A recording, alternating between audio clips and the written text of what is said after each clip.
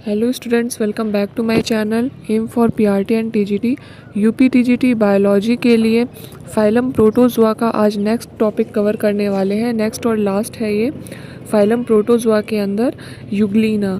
तो यूग्लिना के बारे में जो भी इम्पॉर्टेंट फैक्ट्स हैं, पॉइंट्स हैं, वन लाइनर्स हैं जो आपके एग्ज़ाम के लिए इम्पॉर्टेंट है, एग्ज़ाम में जिससे क्वेश्चन आ सकते हैं, उसे डिस्कस करेंगे। चैनल को लाइक शेयर और सब्सक्राइब नहीं किया तो कर दीजिए, साथ ही साथ बेल आइकन ज़रूर प्रेस कर दें। यूपी टीजीटी बायोलॉजी की सारी अपडेट्स आपको यहाँ पर मिलती रहेंगी। तो चलिए स्टार्ट करते हैं। तो यूग्लिना में देखते हैं क्या क्या इम्पोर्टेंट पॉइंट्स हैं जो यूपी टीजीटी में आपके पूछे जा सकते हैं बायोलॉजी के अंदर। तो सबसे पहले ये कहाँ पाए जाते हैं, तो स्टैग्नेंट वाटर में, फ्रेश वाटर में, यानी कि जो रुका हुआ पानी होता है उसमें, जैसे पॉन्ड्स हैं, लेक्स हैं, डिचेस हैं, ऐसे पानी में पाए जाते हैं। इनका साइटोप्लाज्म कैसा होता है, उसका एरिया, तो आउटर जो एरिया होता है साइटोप्लाज्म का, एक तो होता है आउटर एरिया, ठीक है, ये एरिया है, ठीक, साइटोप्लाज्म का आउटर और इनर। तो आउटर कैसा होता है, थिन, ट्रांसपेरेंट, नॉन ग्रैनुलर और एक्टोप्लाज्म कहलाता है। इनर होता है एक्टोप्लाज्म, याद रखना, आउटर जो होता है वो एक्टोप्लाज्म होता है, इनर होता है वो एंडोप्लाज्म कहलाता है। डेंस, थिक और ग्रैनुलर होता है एंडोप्लाज्म। साइटोप्लाज्म को जीव द्रव्य भी कहते हैं आई गेस हिंदी में, बट आप इंग्लिश में याद रखिए क्योंकि इंग्लिश में याद रखना ज़रूरी है, कई बार इंग्लिश में ही आ जाता है एग्ज़ाम में। एंडोप्लाज्म में इसमें क्या क्या पाया जाता है, तो सबसे पहले बात करते हैं न्यूक्लियस की। न्यूक्लियस इसमें कैसा पाया जाता है, तो सिंगल एक न्यूक्लियस होता है और कैसा होता है, लार्ज होता है, बड़ा होता है, सर्कुलर होता है, स्लाइटली बिलो मिडल रीजन, ठीक है, यानी मिडल रीजन से, मध्य भाग से थोड़ा सा नीचे होता है। सिंगल होता है, बड़ा होता है, सर्कुलर होता है और मिडल रीजन से थोड़ा सा नीचे होता है, बिलो साइड होता है, ठीक, बिलो मिडल रीजन, नीचे नहीं होता, बस मिडल के थोड़ा सा नीचे होता है। और इसमें एक इम्पॉर्टेंट पॉइंट याद रखने वाला जो है उसको ध्यान रखिएगा, इसमें कई सारे न्यूक्लियर कंपोनेंट्स होते हैं और कई सारे न्यूक्लियोलाई पाए जाते हैं, ठीक। तो याद रखना क्या पाए जाते हैं, इसमें न्यूक्लियर कंपोनेंट्स पाए जाते हैं और कई सारे न्यूक्लियोलाई पाए जाते हैं। फिर इसके बाद नेक्स्ट देखते हैं ये एंडोप्लाज्म के अंदर क्या क्या पाया जा रहा है। क्रोमेटोफोर, क्रोमेटोफोर क्या होते हैं, मैनी बहुत सारे होते हैं, रॉड लाइक होते हैं, स्कैटर्ड होते हैं, फोटोसिंथेटिक पिगमेंट हो पाए जाते हैं इनमें, जैसे क्लोरोफिल ए, क्लोरोफिल बी और बीटा कैरोटीन। स्कैटर्ड का मतलब होता है फैले। अभी यूग्लिना का स्ट्रक्चर दिखाएंगे तो उसमें आप देखेंगे कि एंडोप्लाज्म क्या होता है, एक्टोप्लाज्म क्या होता है, वो वहाँ पे और ज़्यादा क्लियर हो जाएगा। पैरामाइलॉन ग्रैनुल्स पाए जाते हैं, बहुत सारे होते हैं, in the form of concentric ring, concentric ring के फॉर्म में होते हैं। इनमें स्टार्च पाया जाता है, किन में, पैरामाइलॉन ग्रैन्यूल्स में स्टार्च पाया जाता है। कैसा स्टार्च, जैसे पॉलीसैकराइड, ठीक, पॉलीसैकराइड स्टार्च पाया जाता है, लेकिन इनमें ट्रू स्टार्च नहीं होता है, ठीक। ट्रू स्टार्च क्या होता है, ट्रू स्टार्च को जब आप आयोडीन के साथ में रिएक्ट कराते हैं तो उसका रंग नीला हो जाता है, ठीक, लेकिन ये जो स्टार्च होता है जैसे पॉलीसैकराइड, ये ट्रू स्टार्च नहीं होता है जो इनमें पाया जाता है। इनको जब हम आयोडीन के साथ में रिएक्ट कराते हैं, आयोडीन के साथ इनकी क्रिया कराते हैं तो ये नीला रंग नहीं देते हैं, ठीक। तो याद रखना ट्रू स्टार्च जो होते हैं वो नीला रंग देते हैं आयोडीन के साथ रिएक्ट करने पे, और जो ट्रू स्टार्च नहीं होते हैं वो आयोडीन के साथ रिएक्ट करके नीला रंग नहीं देते हैं। तो ये एक थोड़ा इम्पॉर्टेंट है, इसको याद रखना है। फ्लैजिला के बारे में बात करते हैं तो एक शॉर्ट फ्लैजिला पाया जाता है इसमें जो कि लिमिटेड होता है रिजर्वायर तक, और एक लार्ज फ्लैजिला पाया जाता है जिसमें सेंसरी फाइबर्स होते हैं, संवेदी फाइबर होते हैं, और इन सेंसरी फाइबर्स को मैस्टीजोनियम कहते हैं, ठीक। ये जो लार्ज फ्लैजिला होता है ये फ्री मूविंग फ्लैजिला होता है, ठीक है, ये मूव करता है, मूविंग होता है। फिर इसके बाद नेक्स्ट पॉइंट देखते हैं, पैराफ्लैजुलर बॉडी, यानी कि लार्ज फ्लैजुलम से गांठ नुमा संरचना होती है, contain photo sensitive pigment called lactoferrin. ये पैराफ्लैजुलर बॉडी क्या करती है, इसमें फोटो सेंसिटिव पिगमेंट पाए जाते हैं जिसको लैक्टोफेरिन कहते हैं। इसका स्ट्रक्चर दिखाते तो उससे थोड़ा ज़्यादा और आसानी से समझ में आएगा, ठीक है। यूग्लिना का एक इम्पॉर्टेंट पॉइंट याद रखना है, यूग्लिना एक कनेक्टिंग लिंक है एनिमल और प्लांट किंगडम के बीच में, ठीक, यानी एनिमल और प्लांट किंगडम को जोड़ने वाली ये कड़ी है। अब इसका स्ट्रक्चर देख लेते हैं पहले। तो ये यूग्लिना का एक रफ स्ट्रक्चर है जिसमें जितना इम्पोर्टेंट पॉइंट है वही दिया हुआ है। तो इस तरीके का स्ट्रक्चर होता है यूग्लिना का। यहाँ पर देख सकते हैं, सबसे पहले तो बात करते हैं, ये आप जो देख रहे हैं ये इसका लॉन्ग फ्री फ्लैजिला है, ठीक, ये इंपॉर्टेंट है, याद रखना है।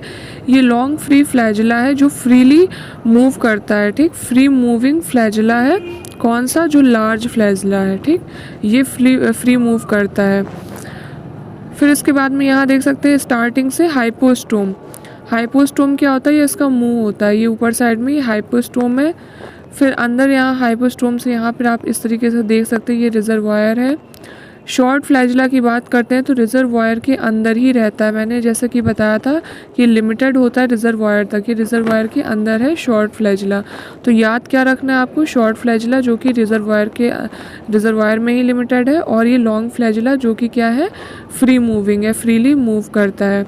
फिर एक जो इम्पॉर्टेंट याद रखने वाली चीज़ है, यहाँ पर क्या पाया जा रहा है? फोटोसिंथेटिक पिगमेंट, ठीक, क्रोमेटोफोर होते हैं, ये क्रोमोफोर होते हैं। क्या ये कौन कौन से फोटोसिंथेटिक पिगमेंट पाए जाते हैं? तो क्लोरोफिल ए पाया जाता है, क्लोरोफिल बी पाया जाता है, और बीटा कैरोटीन पाया जाता है। तो ये फोटोसिंथेटिक पिगमेंट के नेम याद रखने हैं। न्यूक्लियस मैनी न्यूक्लियोलाई पाए जाते हैं इनमें। इसके बाद जो एक याद रखने वाला है, पैरामाइलॉन ग्रैन्यूल्स, ठीक, ये यहाँ पे पाया जाता है पैरामाइलॉन ग्रैन्यूल्स। और ये ट्रू स्टार्च नहीं होता है। क्यों नहीं होता है? क्योंकि मैंने बताया था कि आयोडीन के साथ रिएक्ट करके ब्लू कलर नहीं देता है, नीला रंग नहीं देता है। तो इसमें याद रखने वाली सिर्फ यही चीज़ें थी जो कि इम्पॉर्टेंट है एग्ज़ाम की दृष्टि से। तो आगे बढ़ते हैं। स्टिग्मा यानी कि जो यूग्लिना का आई स्पॉट है, स्टिग्मा भी हो सकता है लिख के आ जाए, आई स्पॉट भी। तो कैसा होता है? ग्रैनुलर होता है, पैराफ्लैजिलर बॉडी के सामने पाई जाती है आई स्पॉट, रिजर्वायर के आउटर सरफेस में, और इनमें फोटो सेंसिटिव पिगमेंट पाया जाता है जिसे हिमेटोक्रोम कहते हैं। तो कहाँ पाया जाता है फोटो सेंसिटिव पिगमेंट या हिमेटोक्रोम? तो आई स्पॉट या यूग्लिना में, ठीक। फिर है कॉन्ट्रैक्टाइल वैक्यूल, कैसी होती है? तो मेम्ब्रेनस होती है, एक होती है और लार्ज होती है। एक कॉन्ट्रैक्टाइल वैक्यूल पाई जाती है जो कि बड़ी होती है और मेम्ब्रेनस होती है। Surrounded with many accessory vacuole, बहुत सारी सहायक वैक्यूल से या एसेसरी वैक्यूल से घिरी हुई होती है मेन कॉन्ट्रैक्टाइल वैक्यूल। और ये ऑस्मो रेगुलेशन का कार्य करती हैं, परासरण नियंत्रण का कार्य करते हैं। ऑस्मो रेगुलेशन के बारे में हम ऑलरेडी काफ़ी डिस्कस कर चुके हैं अमीबा में। न्यूट्रिशन के बाद आते हैं। तो न्यूट्रिशन कैसा होता है? पोषण कैसा होता है? तो माइज़ोट्रॉफिक टाइप का न्यूट्रिशन होता है। माइज़ोट्रॉफिक कहते हैं एक से ज़्यादा तरीके के न्यूट्रिशन को। तो एक से ज़्यादा तरीक़ों से ये पोषण प्राप्त करते हैं। कौन कौन से तरीके हैं? एक तो है होलोफाइटिक और एक है सेप्टोफाइटिक। होलोफाइटिक का मतलब होता है ऑटोट्रॉफिक, यानी कि स्वपोषी होते हैं। सेप्टोफिटिक उन्हें कहते हैं जो डेड ऑर्गेनिक मटेरियल से पोषण प्राप्त करते हैं। तो यूग्लिना दोनों तरीके से पोषण प्राप्त करते हैं, स्वयं भी भोजन बनाते हैं और साथ ही साथ डेड ऑर्गेनिक मटेरियल से भी भोजन को प्राप्त करते हैं।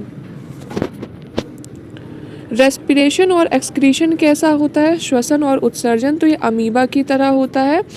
कैसे होता है? बॉडी सरफेस या पेलिकल के थ्रू। रिप्रोडक्शन या प्रजनन कैसा होता है यूग्लिना में? तो जब इनको फेवरेबल कंडीशन मिलती है, अनुकूल परिस्थितियाँ मिलती हैं, तो ये लॉन्गिट्यूडनल बाइनरी फ्यूजन करते हैं, सिमेट्रोजेनिक डिवीजन करते हैं। इसमें क्या होता है? इसमें आपको याद ये रखना है कि एक यूग्लिना से दो यूग्लिना बनता है, लेकिन कैसा डिवीजन होता है? लॉन्गिट्यूडनल होता है, लंबवत होता है, ठीक है। बीच से ये एक यूग्लिना है, ये एक यूग्लिना क्या होता है? ये बीच से यहाँ से दो यूग्लिना में डिवाइड हो जाता है, ठीक। तो लॉन्गिट्यूडनल बाइनरी फिजन होता है, सिमेट्रोजेनिक डिवीजन होता है। एक यूग्लिना लॉन्गिट्यूडनली दो इक्वली पार्ट्स में डिवाइड हो जाता है। एक यूग्लिना से दो यूग्लिना बनते हैं। एक ये यूग्लिना है, ये लॉन्गिट्यूडनली बाइनरी फिजन करेगा, सिमेट्रोजेनिक डिवीजन, और इसका जो न्यूक्लियस होता है ये डिवाइड हो जाता है 2 न्यूक्लियस में और 2 अलग अलग यूग्लिना बन जाते हैं। इन शॉर्ट अगर इसको कहें तो एक यूग्लिना का जो न्यूक्लियस है वो डिवाइड हो जाता है लॉन्गिट्यूडनली और 2 यूग्लिना बनाता है। ठीक, फिर जब अनुकूल परिस्थितियां नहीं होती हैं, अनफेवरेबल कंडीशंस होती हैं, तब कैसे इनमें रिप्रोडक्शन होता है? तो एसेक्सुअल रिप्रोडक्शन होता है बाय पाल्मेला स्टेज और by cyst formation, palmella stage और सिस्ट फॉर्मेशन के थ्रू। अब ये क्या होते हैं? पामेला स्टेज में क्या होता है, जब पानी की कमी हो यूग्लिना के आसपास, तो यूग्लिना क्या करता है, अपने चारों ओर एक म्यूसिलेजिनस नामक पदार्थ स्रावित करके घेरा बना लेता है अपनी चारों तरफ। ठीक, और उससे क्या होता है, 24 से 32 डॉटर यूग्लिना क्रिएट होते हैं। ठीक है, या प्रोड्यूस होते हैं, क्रिएट नहीं प्रोड्यूस कहेंगे। 24 से 32 डॉटर यूग्लिना प्रोड्यूस होते हैं, और इनके प्रोड्यूस होने से पहले यूग्लिना का जो फ्लैजिला है वो गायब हो जाता है। उसके बाद ये 24 से 32 डॉटर यूग्लिना प्रोड्यूस होते हैं। तो ये किसके थ्रू होते हैं? Pamela stage. पामेला स्टेज में क्या होता है, ये पानी की कमी में होता है, याद रखना है। यूग्लिना अपने चारों ओर म्यूसिलेजिनस पदार्थ स्रावित करता है, एक घेरा बना लेता है। कितने डॉटर यूग्लिना बनते हैं? तो 24 से 32 बनते हैं। फिर सिस्ट फॉर्मेशन के थ्रू भी एसेक्सुअल रिप्रोडक्शन करते हैं। इसमें क्या होता है, secretes proteinaceous covering from cyst, ये करते हैं प्रोटीनेशियस कवरिंग सिक्रीट करते हैं और इससे यूग्लिना प्रोड्यूस करते हैं। तो इसमें ज़्यादा कुछ है नहीं इम्पॉर्टेंट ऐसा याद रखने वाला। यूग्लिना कंप्लीट हो गया, प्रोटोजोआ कंप्लीट हो गया है। प्रोटोजोआ के अंदर हमने प्रोटोजोआ के बारे में जान लिया, फिर अमीबा के बारे में देखा, पैरामीशियम के बारे में देखा, यूग्लिना हो गया, और डिसीजेस जो कॉज्ड बाय प्रोटोजोआ वो भी देख ली। अब जो इनसे रिलेटेड इम्पॉर्टेंट क्वेश्चन एग्ज़ाम की दृष्टि से वो क्वेश्चंस कवर करेंगे जो एग्ज़ाम के लिए इम्पॉर्टेंट है। फिर इस तरीके से धीरे धीरे करके जो इम्पॉर्टेंट फैक्ट्स हैं, वन लाइनर्स हैं, उसको करेंगे। और डीपली पढ़ने के लिए तो बहुत कुछ है। अगर ये फैक्ट्स और वन लाइनर्स कवर करने के बाद में टाइम मिलेगा तो फिर डीपली भी मैं एक एक टॉपिक को अच्छे से बता दूंगी। अदरवाइज़ डीपली तो आप बुक से पढ़ते ही जाइए, उसका तो कोई और तोड़ है ही नहीं। वो तो आपको डीपली पढ़ना है, जितना भी पढ़ना हो आपको आप पढ़ सकते हैं, वो आपकी मर्ज़ी के ऊपर है। क्योंकि अभी एग्ज़ाम की डेट का भी कुछ पता नहीं है, बट हम एग्ज़ाम की तैयारी पहले से करके रखेंगे। तो जितना इम्पॉर्टेंट है, वन लाइनर है, फैक्ट्स हैं और जो इम्पोर्टेंट क्वेश्चन है उसको पहले कवर करके चलेंगे। Thanks for watching.